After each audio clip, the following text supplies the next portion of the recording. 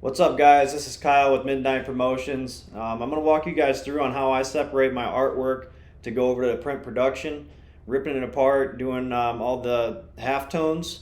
So what I'm going to do here is start with the artwork that I currently have. It's the 66 for Jamie. So first thing I'm going to do is I go to my windows and hit actions. This is called Action Seps by Mikey Silkscreens. If you guys are interested, any of the artists that are watching this right now that want to learn on how I rip my stuff, feel free to contact me and I will get you set up with the right contact information to get this software. So the first thing, I start with the PNG file, bringing it in, and the most important thing that a lot of people don't do is hit layer 0 in your layers panel. I always forget and I can never understand why it ain't working, but that is a must. You have to do that for this to work. And then you hit start. Well, I like to do first, I'm getting ahead of myself here. I like to do a proof window, okay? And this is where stuff gets kind of chaotic. I'm going to move this. I'll bring it back over here in a minute. But I like clicking on the left side here, which is my proof window, and I've put a layer underneath of it. And what I'm doing here is grabbing my paint bucket tool and putting black underneath of it to simulate a black t-shirt. I can also rip this for gray t-shirts, red t-shirts, it don't matter, but I always do black. It's just easy to work with. So this is what I'm shooting for on the left hand side here, is the end result. So what we're going to do is click on over to the right side, and this is what we're going to be working with. So what I do is bring my actions back over, which is all laid out. It's all in a step process. So if you got your proof window that I just clicked, which I've got mine kind of strung out a little bit so I can see everything in one screen. But what I got is my proof window here. The next thing I'm going to do is click Start Action Seps. What that's going to do is run it through a sequence and rip all the different colors down to what's called channels. And as you can see, that is finished. And you have two different screens here, which surprisingly is pretty close to being true to color. I'm not exactly happy with it. I like being pretty particular on my stuff, but I'm just going to walk you guys through on what I do to kind of get it a little bit closer to the screen representation. So the first thing that I notice is the blue's a little faint on the right hand side, so always keep in mind that the right hand side is what's going on the press. This is actually what's going to be printed onto the t-shirts. So that's kind of what I'm focusing on. The only thing that's on the left hand side is my reference of how I match colors up. So with that being said, what I do like to do right out of the gate is once again I gotta get this back. It's gonna get a little chaotic here for a minute. Hit your channels. I like to start with my white base. I actually, if I'm going on a darker garment, I do pump up my white base just to make sure I get a lot of pop in my colors. So what you do is you hit adjust colors, and of course everything's going over my laptop so you guys can't see nothing. But you take these sliders, and what I like to do is kind of slide this up. You can see how it goes dark to light. Okay, like obviously that's way too much. Start in the middle and you just kind of pump these up until you're happy with it. On screen it looks different than what it's going to be on press a little bit. I just know from experience of where things need to be, but I always start with kind of pumping the white base up just a little bit, and so that way I know plenty of white ink is going down to get nice color on top. So the next thing is, like I said, I noticed that the blue is a little faint over here. Okay, you got multiple different colors: red, blue, yellow, purple, green, turquoise, cool gray, highlight white. And over here you can actually create custom spot colors. Like if there's a color in here that you see that you're gonna try and rip, like so to speak, a brown. Sometimes I'll print just brown if there's not red and yellow in the design, which this design does have red and yellow in it. So I'll probably use those two and mix halftones to make the dirt, which it actually creates like a brown effect. So it's red, yellow, and black actually make a brown, as silly as that sounds. But I'll show you here in a minute how that works. First thing, if you click all these off and click the t-shirt color off, so this is what the channel would be. This is what's gonna print, so to speak, is the white base here. So it doesn't look like a lot, but I'll show you in the halftones here in a little bit when I get to that. So we want to turn our t-shirt color on here, which is black, and then I'm going to start with my blue and see where we land here. So I'm going to adjust the color, and I need to move this out of the way here so I can kind of see what's going on. Now, like I said, I want to match the two screens. That's the objective here, is to match the left one to the right one. So if I crank this blue up a little bit, you can kind of see that it's bringing it in a little bit more. Gonna get it where I'm kind of happy with it. Hit OK, and then we're gonna scroll down here. There's this turquoise color. Another thing is I double click on the colors and everything keeps popping up over on my laptop. So I'm scrolling it over to my second monitor here so you guys can see. But this color here is not really accurate to what I print on press. I try to get these colors close to the ink colors that I use. So this is kind of like a brighter blue, what we use on press. So now obviously you can see that it's quite a bit of blue. That's a little too much. So we're going to pull this back. Adjust the color. Make sure we're on the blue here. We're going to pull that back. It's kind of funny, I'm pulling it back to where it about started. But we're going to go in here and OK. And then the next thing I see is there's a little bit of, it's either green or turquoise in this sky. I'm not quite sure which one it is, but we're about to find out. We'll hit the turquoise, and we are going to adjust the color and crank that up, see where that lands us. Yeah, see how that's coming in? Obviously, if you crank it, you don't want to do that. I'm just playing with it to see what color I've got here.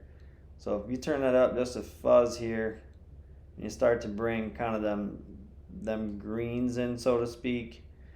Really, it's called turquoise, and this is all just screen representation.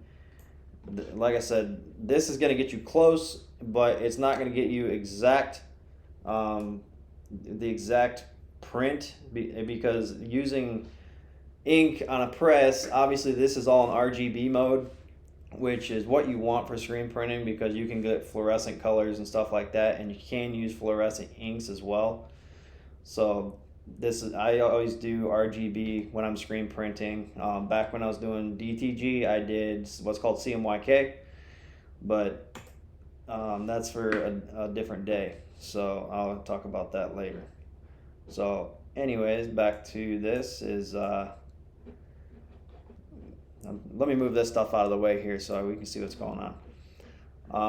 I'm noticing that the green down here and the lights are a little faint on the print side. So what I'm going to do is crank up the green a little bit. I don't want to get crazy, because if I start pumping the green up, and I know there's probably some in this cactus, and then the background here, that it's going to be too much. I don't want to overkill anything.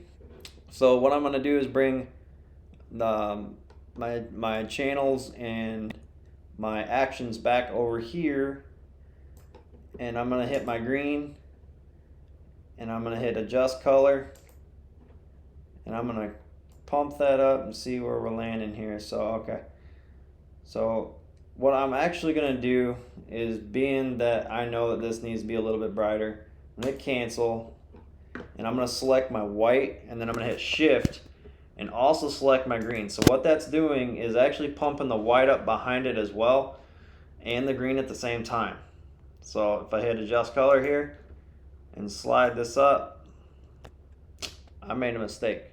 So Command Z goes back, hit cancel, go back to your green, just your green, and hit this this channel as selection.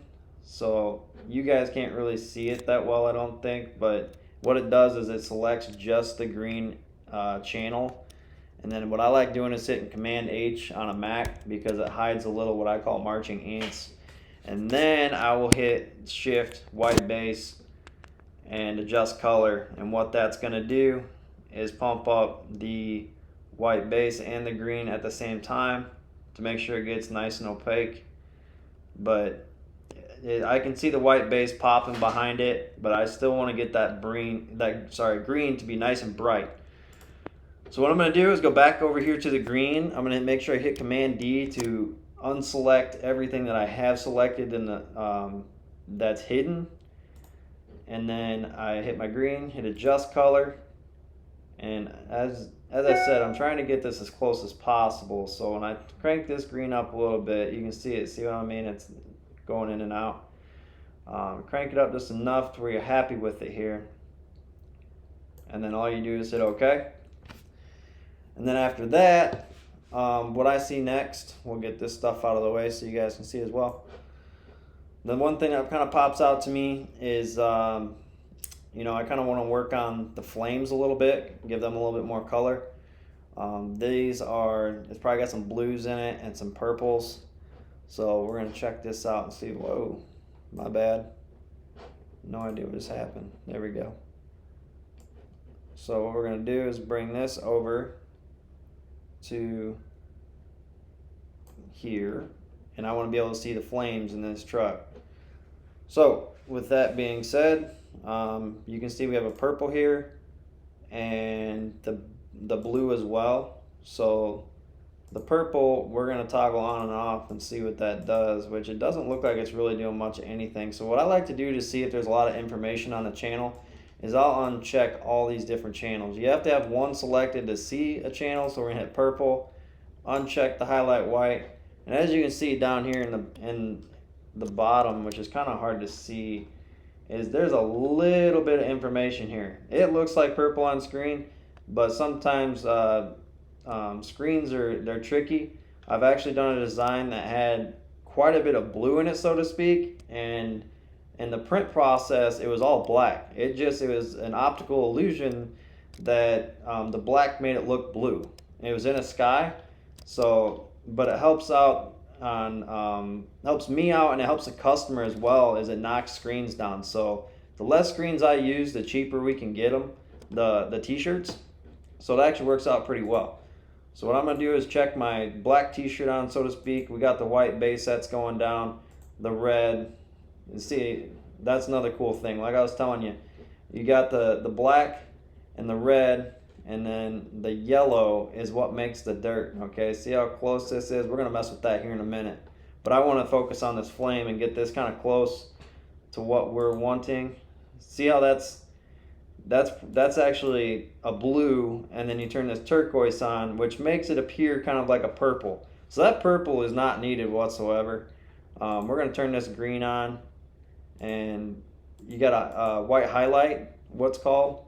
And some people, being this design has a lot of gray in it, generally, yes, I would run a gray screen, but I like doing it with halftones.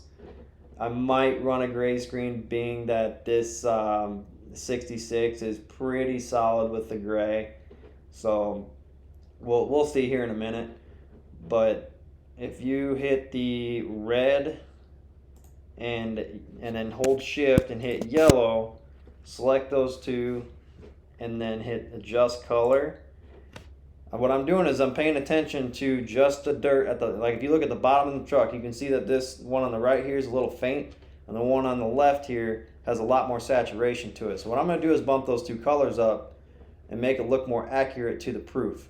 So like I said, you can bump these up. See how drastic that is? That's not what I'm going for here. And what I can tell is that bumping this up, it's putting a lot of red into it, okay? So we're going to play with this for a minute. And then I'm going to come back here with just the yellow. See how that's got way too much red in it? We're going to do just the yellow and hit adjust color. And I'm going to pump that yellow up a little bit and see what happens. Okay.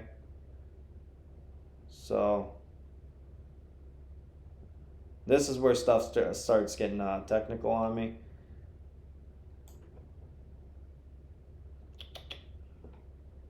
Okay, and we're going to pull that red back just a hair here.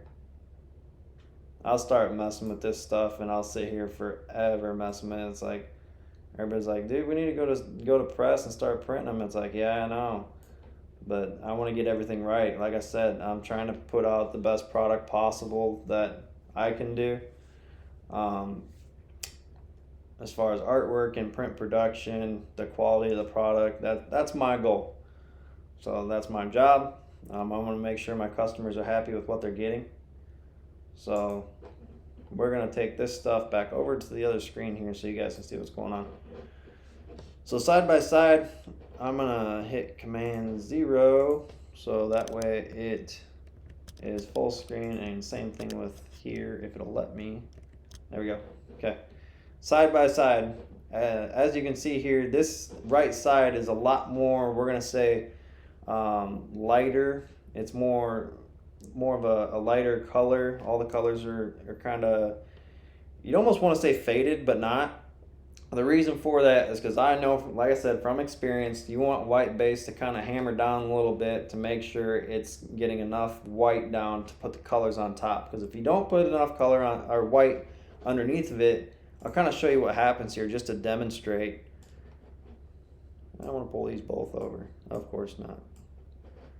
So there's that. And bring my actions over here. Okay. This is like the best thing in the world. So I'm going to say this real quick. When I started doing screen printing, I didn't know a damn thing about nothing. I watch a lot of YouTube videos. I'm all self-taught, and I started following a guy named Matt with Mikey Silk Screens, and he came out with what's called Action Seps. And there's a lot of programs out there that cost a lot of money. I'm talking $600, $700, $800 for rip software. Exactly what I'm doing right now, what I'm showing you guys.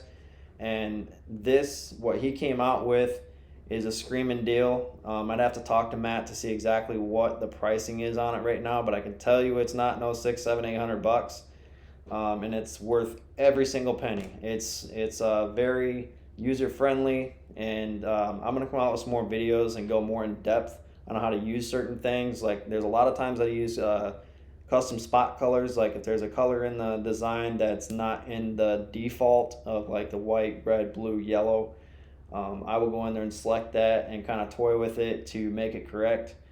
But what I want to show you guys is if you select the white base, and what happens is you adjust the color and you bring it back, you know, to try and see how it's kind of matching the left hand side. That looks correct, right? I mean, it's a little off. I still got to mess with some things. But if you pull this back so far, especially when getting them like, oh, it's really close, I would agree. And I always did this. And then as the time goes on and I got experience going, I know that cranking the white base on screen and making it look a little bit more lighter, it actually looks more true on press printing. It looks more true to the proof. And so always keep that in mind if you're an artist watching my videos, is try and pump that white base up a little bit. Nothing drastic, but just a little bit that you know that enough white base is going down. So with that being said, we're going to go over here, drag this stuff out of the way. I generally don't do this stuff. I'm just doing it for you guys so you can see what's going on. So side by side here, the only difference I really see is all my colors are a lot lighter on the left hand side. But like I said, on press it's going to be a little bit different. The garment's going to knock the colors back a little bit to be more true. So from this point forward, what you're going to do is kind of select on what colors you're actually using, how many screens you're going to be using. So I know I'm doing my white base. I know I'm be pulling red. Blue's a definite yes. Lemon yellow. Purple, no, there is not any information of a purple. So we're going to pull that out. We got a green. Turquoise. So we're going to have to see what we can do with the turquoise. The cool gray, like I said, you can run the cool gray. So if you turn all these channels off here, I will show you guys what I mean. It's got a little bit of information here, not a lot at all. Something I will show you real quick while I'm doing this is if you come into here and hit cool gray, and do your magic wand tool, which if you can see my cursor, it's up here in the left hand side. And you come over here to this 6 and you select it, which I don't know why I did that. Maybe it's in RGB mode. I might have to do this on a different. Okay, there we go.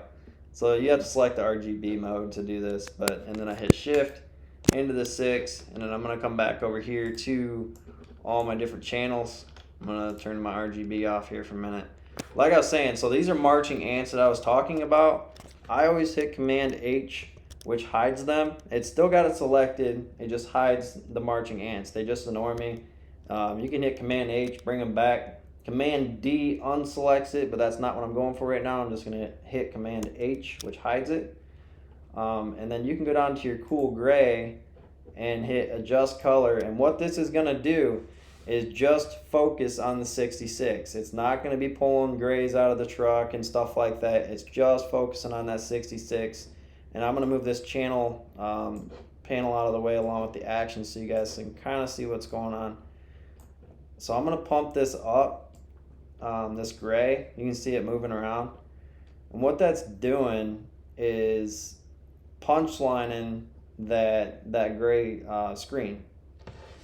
So if you hit OK and you come back over to your channels, and I'm gonna turn all these off except my my black t-shirt. I'm gonna go back into the gray here so you can see what's going on. But see how that turned out to be nice, and I'm not gonna say black, but a darker gray.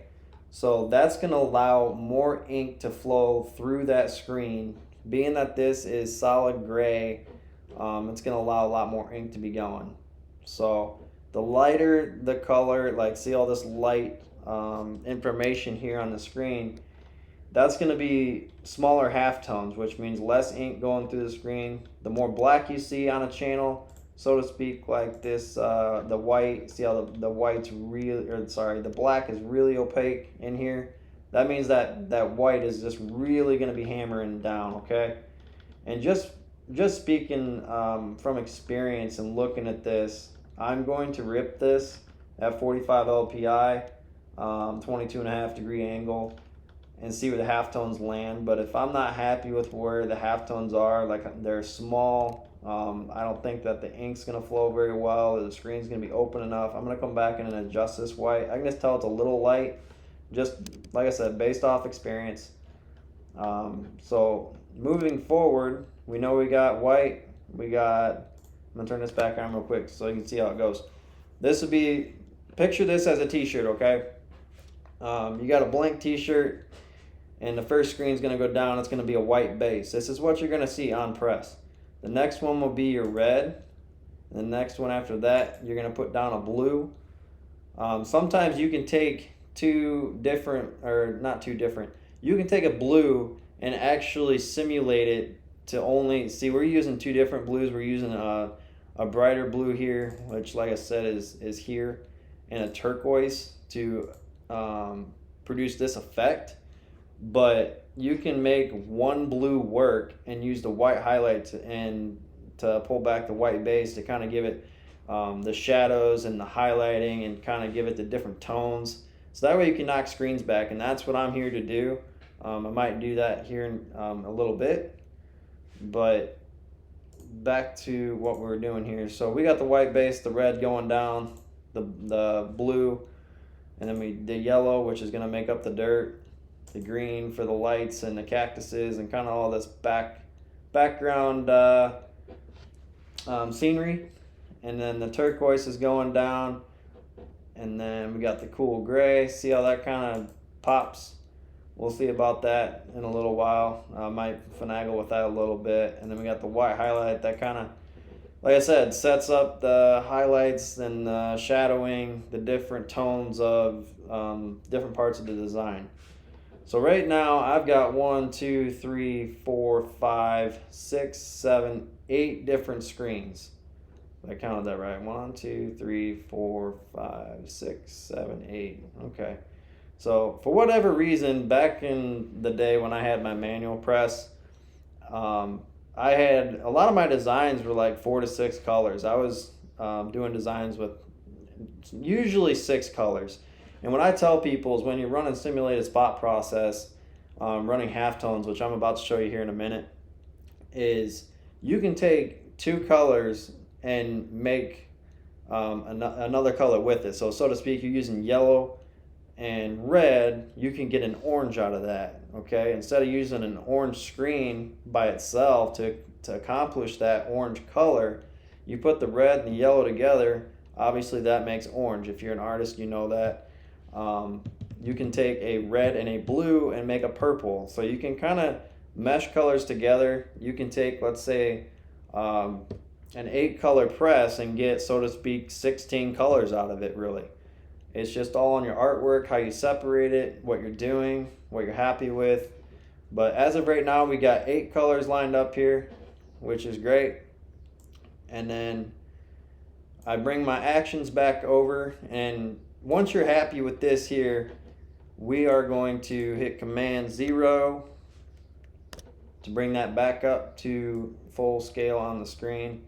And if you're happy with, I'm going to move this out of the way real quick so I can kind of show you guys.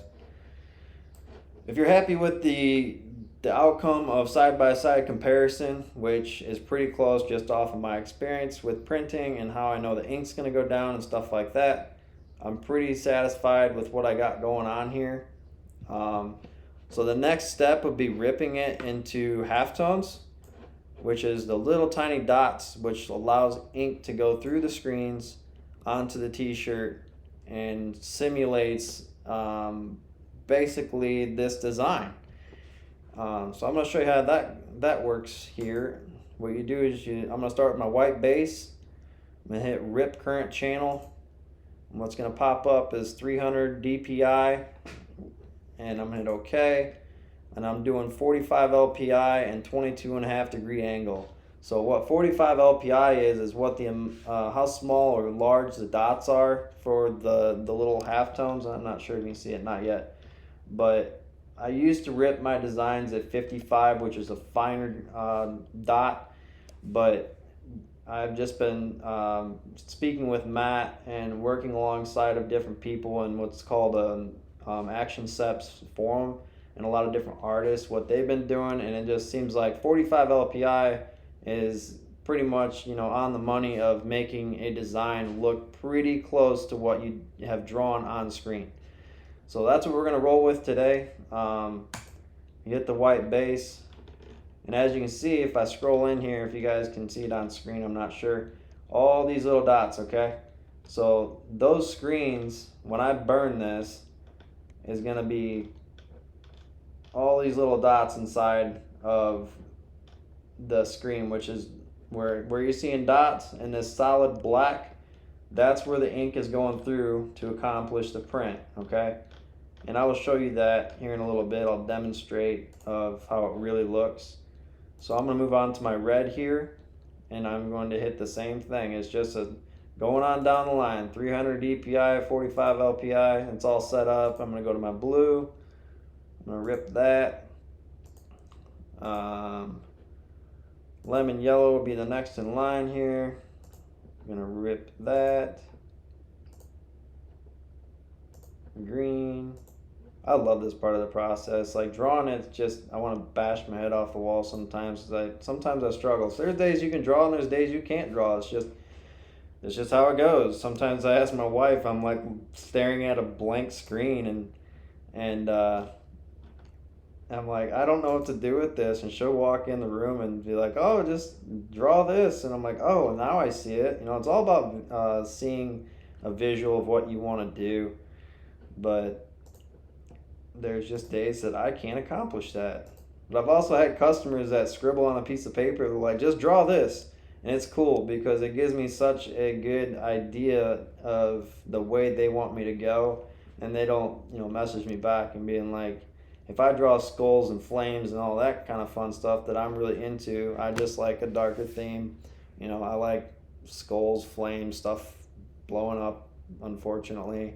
More of a dark setting, I guess you would call it. And some people want, more of a kid-friendly type theme that's got a lot of color in it, bright colors, and I'm just going to say smiley faces and stuff like that. That's not what I draw, but I will draw it. It's just not my cup of tea. So we're gonna rip our gray channel here. I'm getting a little sidetracked, I'm sorry. Got my gray, and then we are going to do the highlight white here, okay? Rip that. Okay, so now I'm gonna turn on my black t-shirt. Now this is all simulated in halftones. It's not just pixels anymore. This is what it's supposed to look like on press. Once again, this is RGB. You take it on press, you're dealing with inks, you're not dealing with a computer screen anymore. So keep that in mind. But this is your white base that'd be going down, and on screen it looks kind of funky. You know, it's like all these hash marks sometimes. It gets a little, it spooks me out sometimes. But this is what you're going to be seeing. Okay. So you got your white base that's running down here. We're going to turn a red on, a blue, lemon yellow, green, turquoise, and cool gray. And then we got a highlight white going on top of it, okay?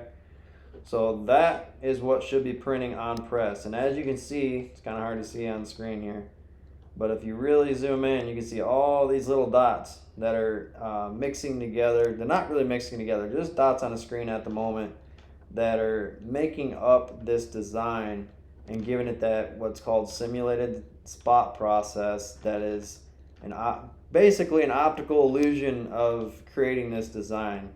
And the trick to it is when you start printing it, in typical screen printing, some people, not all, they will print a base down and then they'll print a color, and they'll flash in between colors. The trick to simulate a spot process, and this fluctuates on designs, but you do your white base, you'll flash it. I have a roller, which what it does is it smashes the fibers down and the ink to make it a nice soft flat print.